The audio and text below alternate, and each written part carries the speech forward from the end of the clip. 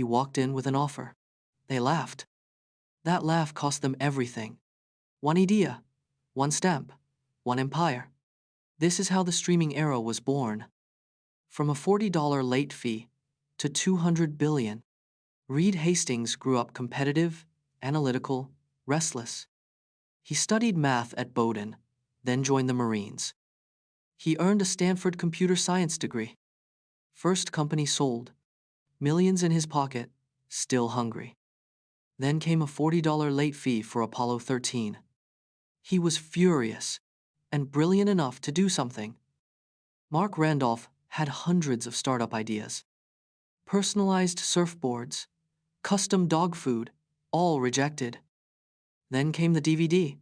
Light, cheap, perfect to mail. They mailed a test disc. It arrived unbroken. The idea was real. A DVD costs 16 grams. A stamp costs 32 cents. No shelf space, no store, just a website and the mail. The 14th of April, 1998. Netflix launches at 9 a.m. Day 1. 137 orders. The site crashed. First month revenue, $94,000. But the model had a problem. Customers hated due dates. The dot-com world was burning. Cash was running out. Jeff Bezos called. He wanted to buy Netflix. Hastings said no. One of the greatest rejections in history. He believed the future belonged to whoever solved the model. The answer was subscription, flat fee, no late fees, ever. One price, unlimited rentals, no rules, no friction. Customers flooded in. The model worked. But Hastings made a cold move. He replaced his co-founder. Mark Randolph stepped down. Hastings became sole CEO. Ruthless? Yes. Necessary? Absolutely. The dot-com crash hit hard. Netflix nearly died. They laid off 1/3 of all staff in one day. Productivity increased. Fewer people, better results. In 2002, Netflix went public on the stock market. Hastings had survived the dot-com storm. Now he was ready. While Blockbuster laughed, Netflix quietly built the future. 9,000 Blockbuster stores. Zero online strategy. Every advantage can become your greatest weakness. The war was coming, and only one side knew it. In the year 2000, Hastings flew to Blockbuster's Dallas headquarters with one offer. He asked Blockbuster to buy Netflix for exactly $50 million. Blockbuster's CEO John Antioco reportedly laughed them out of the room. At the time, Blockbuster was earning $800 million a year in late fees alone. That revenue stream blinded them completely to the coming shift in the market. Netflix, meanwhile, had launched a powerful recommendation engine called Cinematch. Cinematch tracked customer preferences and pointed them toward older, cheaper catalog titles. This reduced licensing costs while keeping subscribers satisfied and engaged every month. Data was not just a tool for Netflix, it was a competitive weapon that rivals couldn't replicate. In 2004, Blockbuster finally woke up and launched its own DVD by mail service.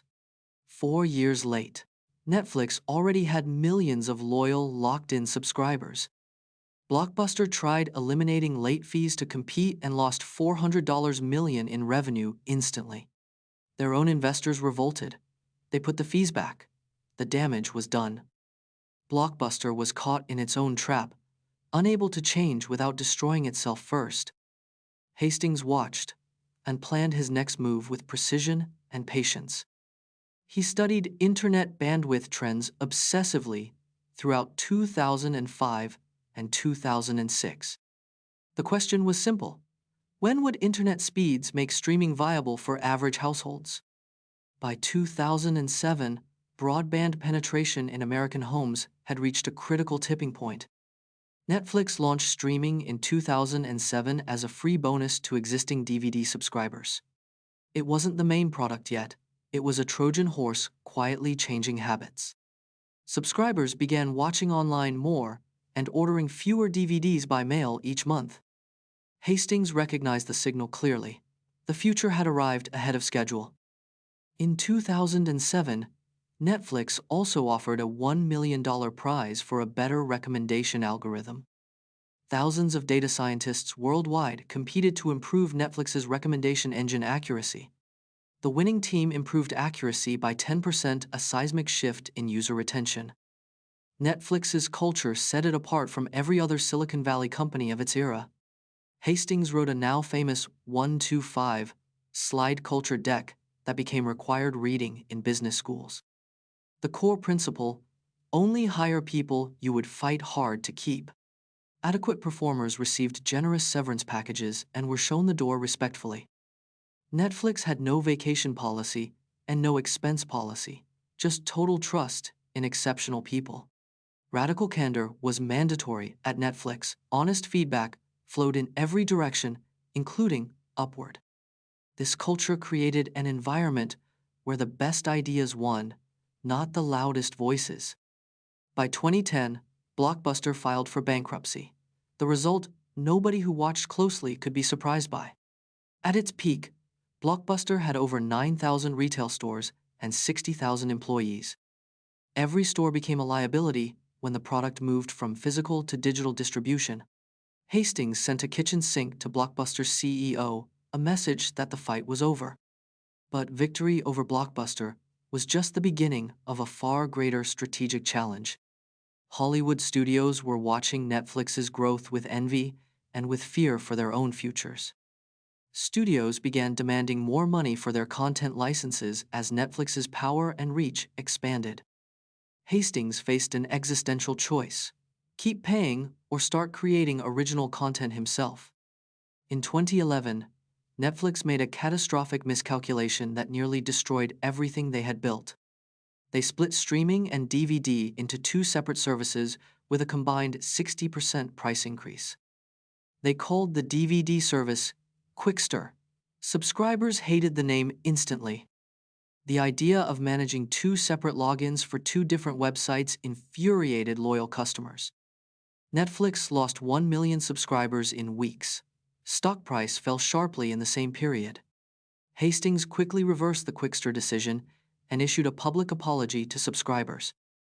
The best leaders own their mistakes publicly, fix them fast, and keep moving forward. Netflix quickly stabilized, and subscriber growth resumed within 2 quarters of the reversal.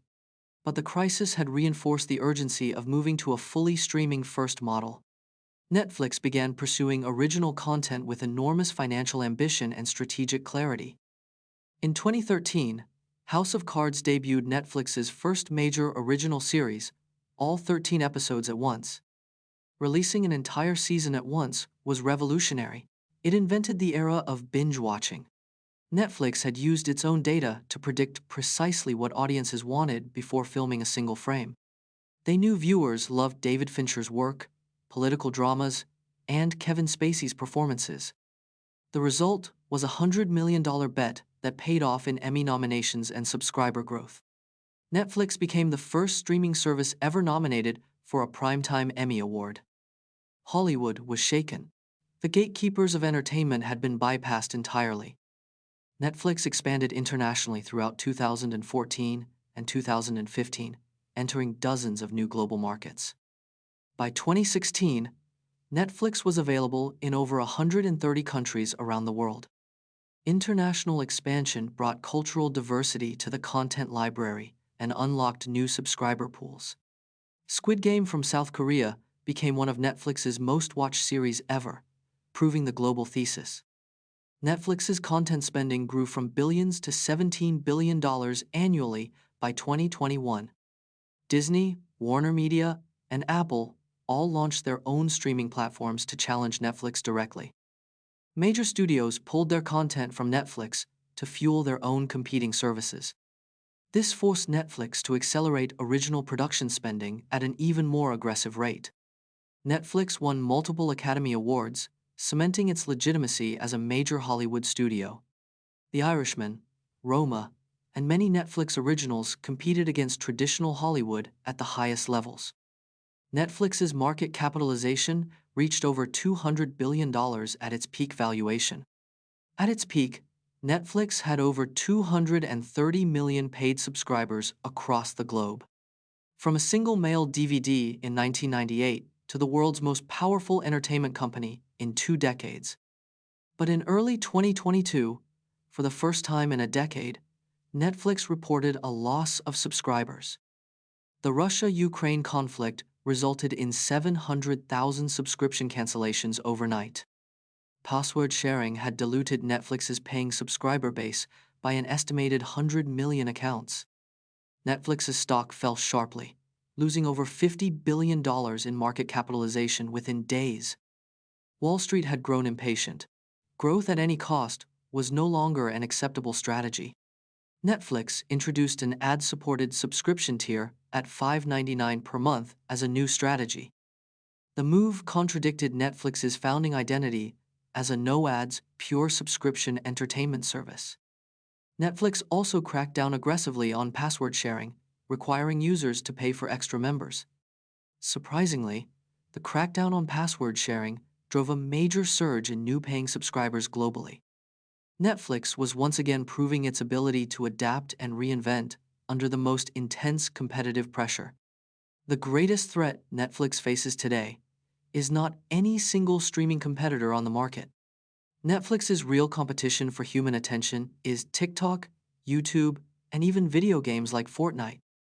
Every hour a person spends scrolling short-form video is an hour they are not watching Netflix content.